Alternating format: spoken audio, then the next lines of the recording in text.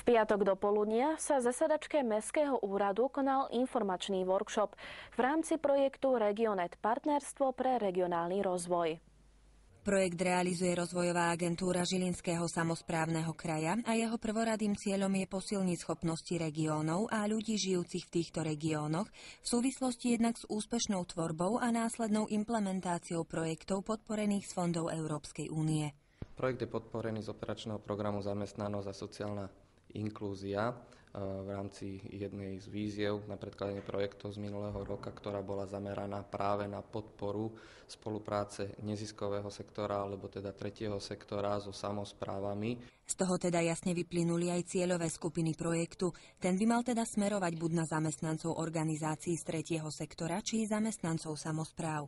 Pokiaľ ide o Turiec, tak vlastne ma teší, že dve najúspešnejšie mestá, pokiaľ ide o čerpanie eurofondov, to znamená mesto Martin a mesto Turčianske Teplice, sa obidva zapojili do tohto projektu. Vzdelávanie zamestnancov je jedna z povinností, ale súčasne aj práv zamestnancov, zamestnávateľa.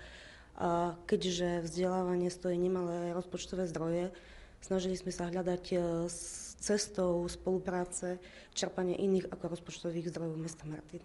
Mesto Martin do projektu nanominovalo celkom 15 svojich zamestnancov, ktorí budú postupne absolvovať jednotlivé vzdelávacie aktivity, ktorých výsledkom bude lepšia pripravenosť a schopnosť implementácie projektu do praxe. Okrem zamestnancov Mestského úradu do projektu sa zapojila i nezisková organizácia Dotyky a spojenia, ako i pedagógovia Spojenej školy.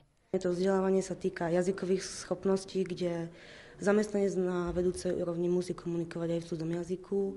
Ďalej sa týka zručnosti, schopnosti zvládania stresových záležitostí, tímová spolupráca, takže určite tieto znalosti využijú pri svojej každodennej práci.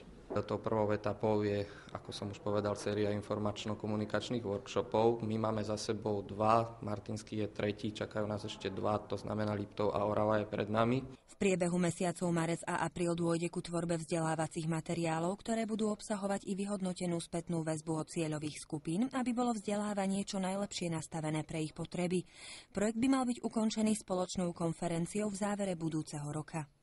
Od mája tohto roku až vlastne do septembra budúceho roku bude v 12 moduloch v jednotlivých subregiónoch prebiehať vzdelávanie na rôzne oblasti. V rámci tejto časti ale chceme využiť ten priestor aj na to, aby vznikli v tých subregiónoch skutočne funkčné partnerstvá z týchto ľudí, ktorí dokážu zadefinovať aj spoločné oblasti záujmu, spoločné ciele. Riadiacim orgánom projektu je Ministerstvo práce, sociálnych vecí a rodiny, ktoré si spolu so sprostredkovateľskými orgánmi dávajú za cieľ i týmto spôsobom zvyšovať zamestnanosť, adaptabilitu a znižovať nezamestnanosť. Predsa pán Zacharides, nedá mi neopýtať sa, v súčasnosti vládne na Slovensku finančná a hospodárska kríza, s tou zamestnanosťou to nie je príliš ružové, a teda z vášho pohľadu má takýto projekt do tej budúcnosti zmysel?